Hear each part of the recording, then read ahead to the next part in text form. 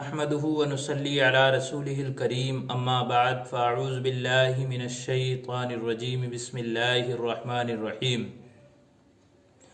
سامعین حضرات، آج ہم بات کریں گے امام اعظم ابو حنیفہ رضی اللہ تعالی عنہ کی عبادت اور ریاضت کے بارے میں۔ آپ سے گزارش ہے کہ آپ میرے چینل کو سبسکرائب کریں اور بیل آئیکن کو پریس ضرور کریں۔ چلیے شروع کرتے ہیں۔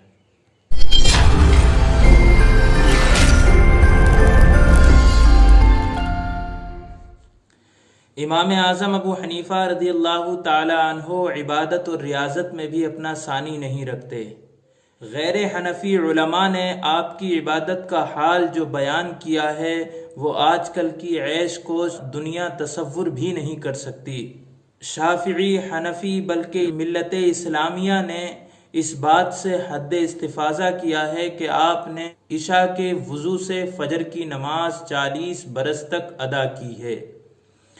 دراصل اس کا قصہ یہ ہے کہ امام اعظم ابو حنیفہ رضی اللہ تعالی عنہ کے شاگرد امام ابو یوسف صاحب رحمۃ اللہ علیہ فرماتے ہیں، ایک شخص آپ کو دیکھ کر کہنے لگا کہ یہ وہ شخص ہیں جو راتوں کو جاگ کر اللہ کی عبادت کرتے ہیں۔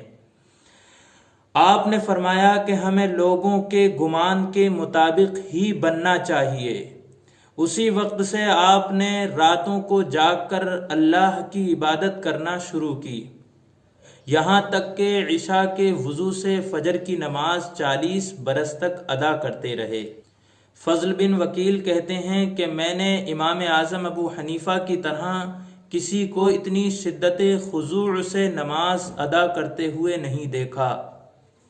دعا مانگتے وقت خوف خداوندی سے آپ کا چہرہ زرد ہو جاتا تھا۔ امام اعظم ابو حنیفہ رضی اللہ تعالی عنہ کو اللہ تبارک و تعالی نے بے شمار خصوصیات سے نوازا تھا، جن کی وجہ سے آپ اپنے اور بعد کے تمام ائمہ مجتہدین پر فوقیت رکھتے تھے۔ آئیے امام اعظم ابو حنیفہ رضی اللہ تعالی عنہ کی چند خصوصیات بیان کرتے ہیں۔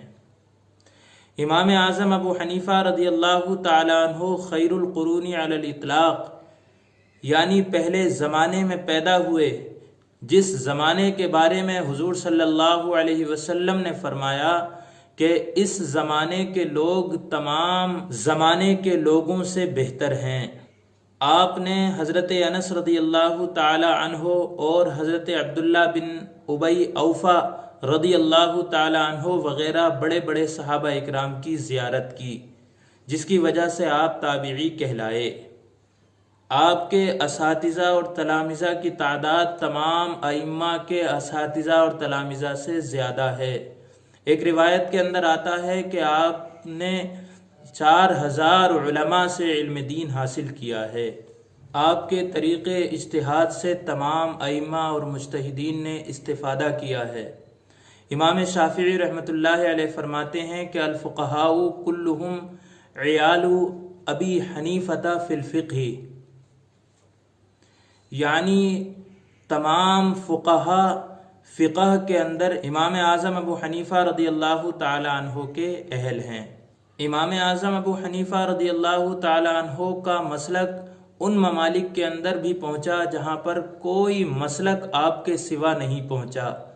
ملا علی قاری رحمۃ اللہ علیہ بیان فرماتے ہیں کہ اس وقت دنیا کے اندر 2/3 لوگ آپ کے مقلد ہیں اور 1/3 لوگ دوسرے ائمہ کی تقلید کرتے ہیں۔ عبادت و ریاضت اور زہد و تقوی میں جس قدر آپ کے جد و جہد کا ثبوت ملتا ہے، تاریخ میں کسی اور امام کا اس قدر مجاہدہ نہیں ملتا۔ اللہ تبارک و تعالی سے دعا ہے کہ پروردگار عالم ہمیں ان علماء کی تقلید کرنے کی توفیق عطا فرمائے۔ آمین۔ السلام علیکم۔